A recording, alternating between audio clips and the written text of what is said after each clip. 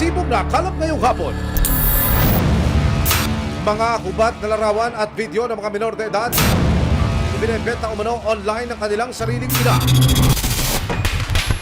Pati ang di umano'y pagla-live show ng mga musmos sa harap ng mga dayuhang customer. Hindi pinatawad ng ilaw ng takanan. Confirm na. Ang pagtuntol ng mga otoridad sa ginang na nasa likod ng pang-aabuso umano sa kanyang sariling dugot laman. Mamaya na!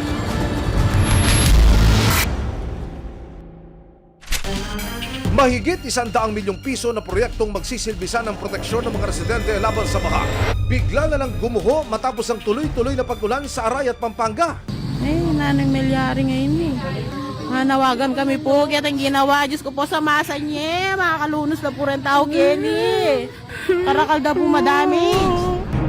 Ang pangakong pagsasaayos ng mga otoridad natupad nga kaya... Kami pa rin po yung gagawa dahil nasa awaran po. Susunod! Para tuluyang matimbog ang suspect nagpadala ang mga operatiba ng pera. Mahulog kaya si Ron sa patibong ng mga otoridad.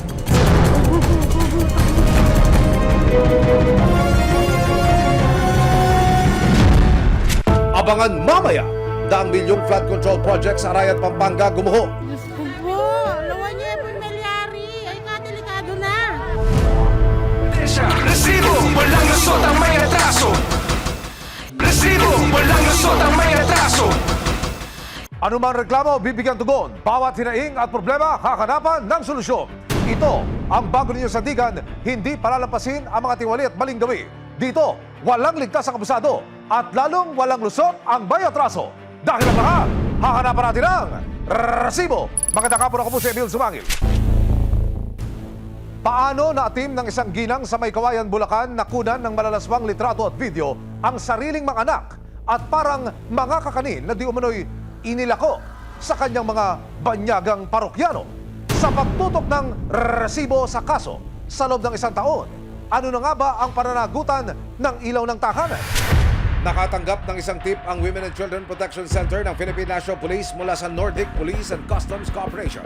May naaresto raw na isang Norwegian national sa kanilang bansa matapos mahulingan ng mahigit 2,000 maseselang litrato at video ng isang menor de edad. At ito ay may device na may lamang folder. Ang pangalan ng folder. Nung tiningnan namin, itong mga batang ito ay Filipino. Agad nagsagawa ng surveillance ang PNP WCPC para makanap ang biktimang laman ng maseselang larawan at video at alamin kung sino ang nasa likod ng pang-abuso. Nang matuntunan ng mga otoridad ang kinaroroonan ng biktima na itatago namin sa pangalang Laika, nadiskubre ng PNP WCPC na ang mismong inaraw ng bata na si Rona ang nasa likod ng pang-abuso. Yun ang nakakabahala dahil marami na kaming nakita na ang mismong groomer for OSECA, Online Sexual Exploitation of Children, ay yung kanilang nanay. Susunod, ang eksklusibong panayam ng resibo kay Rona. Gano'n nyo na ho katagal ginagawa po ito? Ano ho nagtulak sa inyo ulit para ho gawin ito na ultimo yung anak nyo ho, yung sarili nyong laman, ang ibiniugaw nyo na online? Meron ho bang pagsisisi sa inyong kalooban nyo? Kubuhong River Protection Project sa Aray at Pampanga, siniguro ng DPWH ang pagsasaayos. Makalipas ang 1 taon, natupad kaya ang mga binitiwang pangako? Resibo, walang lusot ang may retraso. Resibo, walang lusot ang may retraso.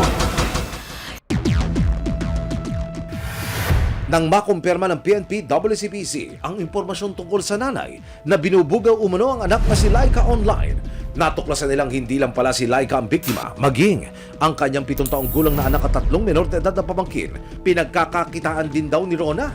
Ang bata kasi yung trust nila and yung confidence nila na ito ay magulang ko, wala namang gagawin sa aking masama. Ang kailangan ko lang gawin ay sumunod. Yun, doon nagsisimula lahat. Ayon sa impormasyong natanggap ng PNP WCPC, nagpapadala raw ang ina na si Rona ng maseselang video at larawan ng mga bata kapalit ng 1,000 hanggang 2,500 pesos. Pero mas nakababahala, Nadiskubre ng mga otoridad na sa loob ng isang taon, mahigit 7 beses nang nakipagtransaksyon si Rona sa nahuling Norwegian National. Ayon pa sa mga otoridad, posible rin daw na isinasalang ang mga bata sa live show kaharap ang mga dayuhang kliyente. Kaya wala nang inaksayang oras sa mga otoridad. Kasama ang resibo, nagsagawa ang PNP WCPC ng isang entrapment operation. Ang siste, magpapanggap na foreigner client ang isang operatiba para sa nakaschedule na live show kay Rona.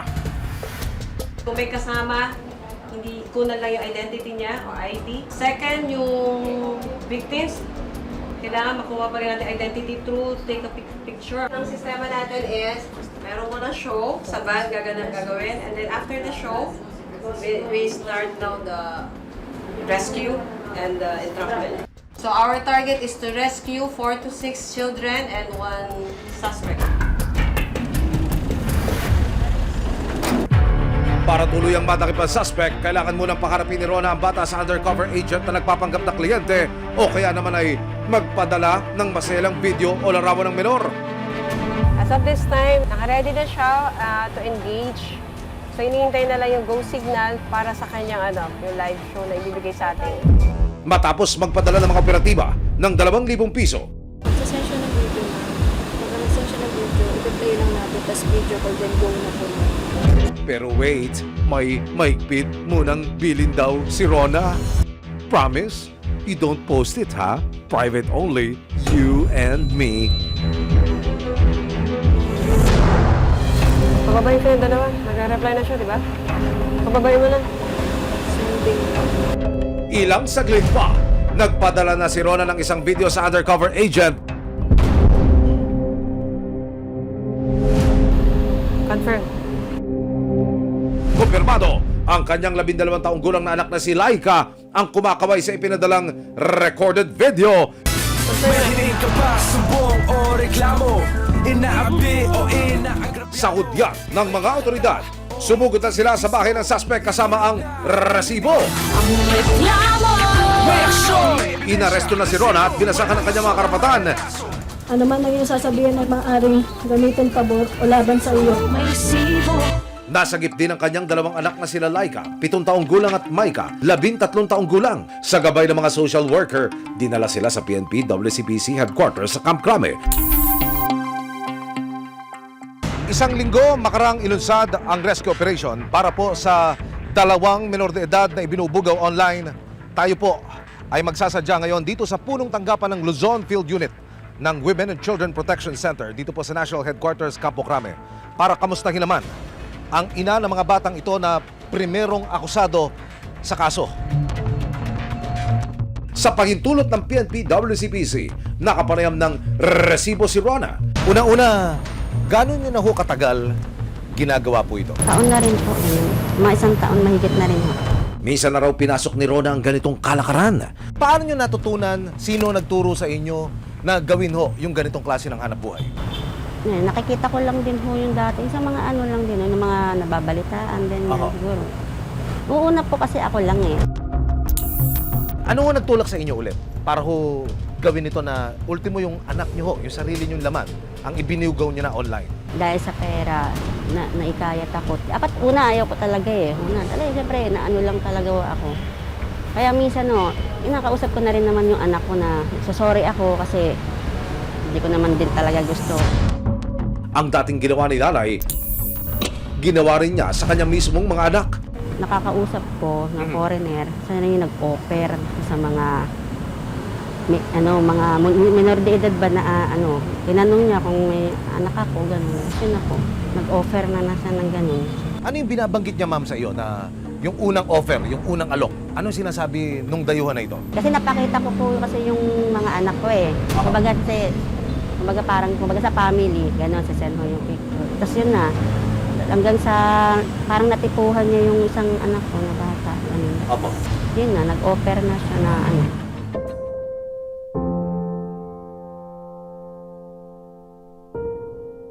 Meron ho bang pagsisisi sa inyong kalooban niya? Oo, meron talaga.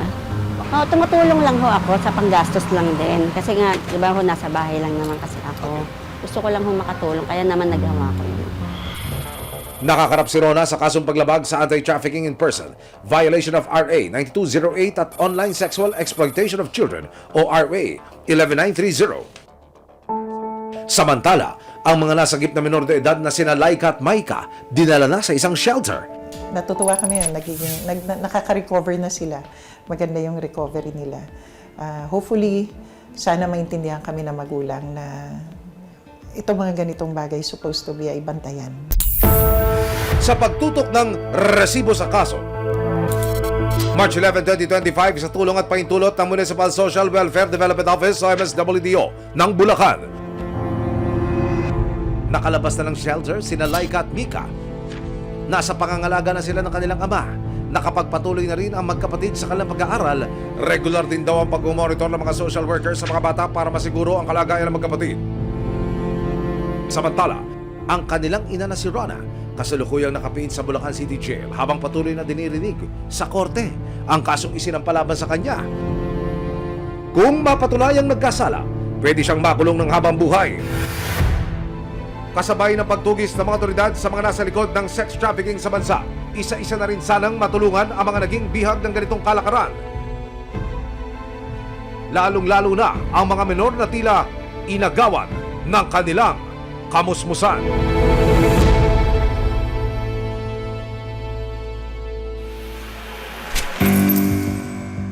Maganda sana ang layunin ng isang flood control project sa Arayat, Pampanga. Pero nang tuloy-tuloy ang pag-ulan, lumundo ito at gumuho. Ngayong napapadalas na naman ang pag-ulan, kamustahin natin ang proyekto. Tinaga nga ba sa bato ang binitawang pangako na agaran itong aayusin?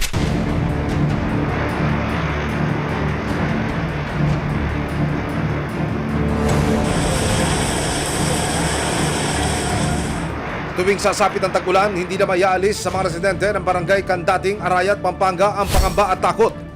Minsan na kasing bumigay ang retaining wall o slope protection sa kanilang lugar na magbibigay proteksyon sana sa kanila laban sa pagbaha. Sa cellphone video na ito, makikita ang tipak-tipak na lupa. Diyos ko po, lawan niya yung pamilyari. Ay, kadelikado na. Sa isa pang kuha, makikita ring halos mabungkal na ang lupa sa tindi ng pinsala. Ali na kayo pamatutod Ken. Delikado po to. Pating balay man, akbag. Diyos ko po, may pakanyin yan. Ano yung klase pa ang gagawin ni? Yun ang kinakatakot namin. Nung Sabado, medyo safe pa kami. Ewan namin sa susunod na pag-umulan. Nagwo-worry din ako. Kasi yung sa ilalim niyan, yung parang umaagos yung tubig. Nangangamba tuloy ngayon ang mga residente sa kanilang kaligtasan. Parang delikado na po talaga eh. Critical na po itong ano. Kahit maayos po yan, parang ano rin po siya, bababa. 3 araw matapos ang insidente, binisita ng resibo ang gumuhong proyekto. Bakas pa ang mga bitak sa gilid ng ipinapatayong retaining wall. Sa kasalukuyan, 3 pamilya ang nawalan ng tirahan dahil sa pagguho ng nasabing proyekto. Nakilala ng resibo si Grace Pangilinan, ang kanyang bahay. Nilamon na ng lupa. Yung sa may tubo po yan, yung may semento. Kwento pa sa amin ni Grace, narinig pa raw nilang unti-unti nang bumibigay ang mga bakal ng bahay noong Agosto 17, 2024. Nagigiba na ng konti-konti, nagkakabiyak yung lupa. Yung nga, nakita namin, wala na. Bumaksak na yung bahay ko. Sa description billboard ng Department of Public Works and Highways o DPWH, Pebrero 2023, nagsimula ang proyektong Flood Management Program Rehabilitation of Flood Mitigation Facilities in Major River Basins. 100% completed na ito as of October 2023. Nagkakahalaga ito ng 91,626,654 pesos and 28 centavos. Ang pondo galing sa GAA o General Appropriations Act. Ibig sabihin, pondo ng bayan ang ginamit para sa proyekto. Wala pa man 1 taon ng simula ng proyekto, bakit gumuho na agad ang flood control project? Hinala ng kapitan ng barangay Kandating. Ang naging course niya, ma'am, yung ang nakita nilang may umiikot na tubig. Kung tawagin sa amin yun, allow leaf. Yung parang nagsisirculate yung tubig, ma'am. Parang ipo-ipo, ganon. Ito po yung seat pile ko. Ngayon, dito po umiikot yung tubig. Tapos, tagal-tagal niyang umikot, sa loob ng 1 taon, konti-konti nakukuha yun yung lupa hanggang gumuho itong pinatatayuan natin. Nakapanayam ng resibo ang kawani ng DPWH Pampanga 1st District. Paliwanag ng ahensya, hindi raw pagguho ang nangyari, kundi settlement. Yung lupa po, alam naman po natin pag nabasa, lumalambot. Yung mga nilagay po natin na tyrant at deadman, hindi na po makuwang lumaban po. Gawa ng pag malambot po yung lupa, mas brittle po siya na doon sa collapse or magkaroon ng settlement po. Hindi raw nila inaasakan na isang whirlpool ang makakawasak sa kanilang proyekto. Paglitaw ng whirlpool, nagkakaroon siya ng parang paikot-ikot ganun. Marami po kasing factors na hindi natin alam kung ano nasa ilalim eh. Maya-maya pa, humarap sa resibo ang contractor ng nasabing proyekto. Ilang months po siyang ginawa? Bali, halos 5 months po. Ito pong mga materials po ba natin? Anong klase mga materials po yung ginamit natin?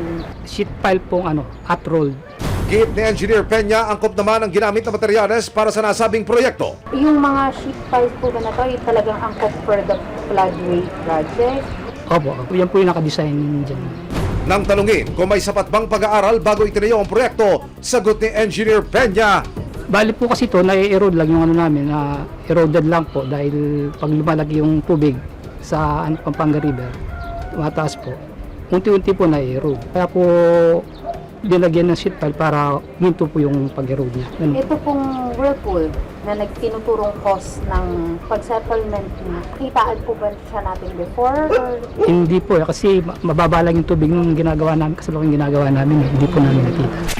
ayon sa isang engineering expert, dapat daw ay naging mas masusi ang pag-aaral bago inilatag ang proyekto. Hindi nila nakita yung malaipo-ipong nature o yung kilos ng Pampanga River sa gilid po ng proyekto, itong binabanggit natin na ito.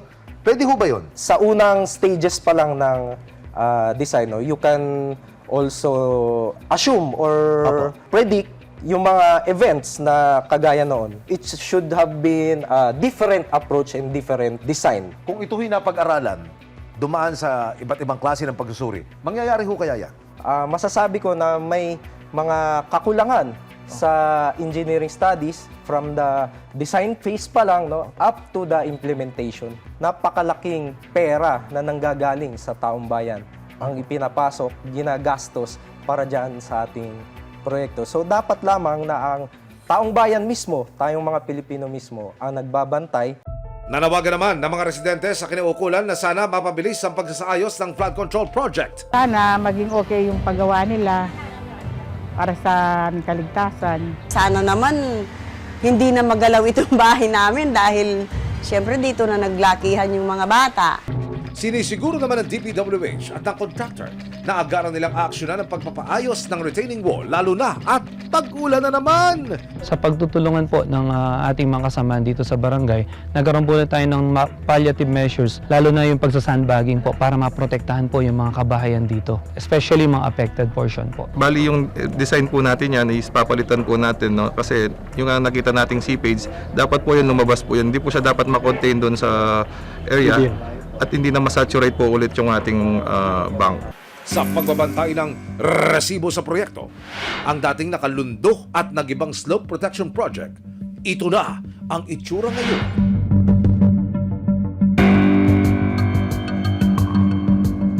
Ang mga bitak-bitak na daan noon, unti-unti nang tinambakan ng mga bagong buhos na graba at buhangin. Ito na po ang bagong tayo na sheet pile na pinalitan ng bago.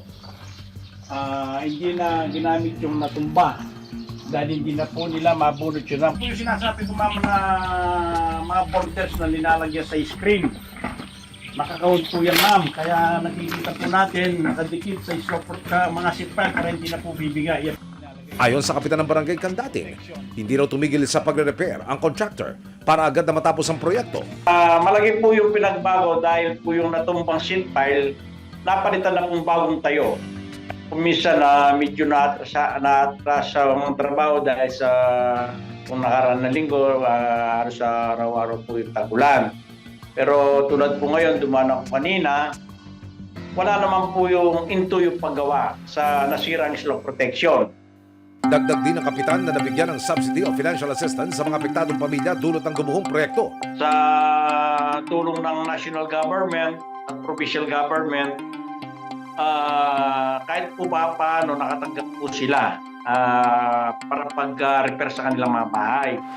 Sa pahayag na inilabas ng DPWH sa resibo nito lang June 19, ginit nilang walang ginastos at gagastusin ng gobyerno para sa nasirang proyekto. Ang contractor daw ang may sagot sa repair and restoration works. Sinisiguro din nilang mayroon na silang inilatag ng long term o pangmatagalan ng mga solusyon para hindi na maulit ang pagguho ng proyekto. Sa ngayon, nasa 85% completed na raw ang repair works sa Riverbank Protection Project para sa mga residente na wala na ang kanilang mga pangamba habang nakikitang unti-unti nang natatapos ang proyekto. Unti-unti po kami nakaka-recover po. Wala na pong pangamba po sa kasalukuyan po. Yun po, medyo masaya po kami dahil nakikita naman po namin na agresibo po yung mga trabador. Nagpapasalamat naman po kami na kahit papaano naumpisa ng ginawa. Kaya medyo magiging panatag na kami. Mahalagang mabantayan ang proyektong pinaggagastusan ng gobyerno para sa taong bayan matapos ang naresibuhang pangako na pagsasaayos ng proyekto noon. Sa wakas, unti-unti nang matatapos at mapakikinabangan ng mga residente sa lugar para sa kanilang kaligtasan.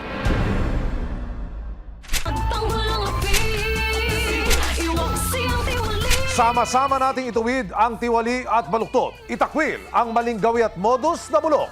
Walang ligtas ang kabisado at lalong walang lusot ang may atraso. Dahil ang lahat, hahanapan natin ang resibo. Hanggang sa muli, ako po si Emil Sumangil.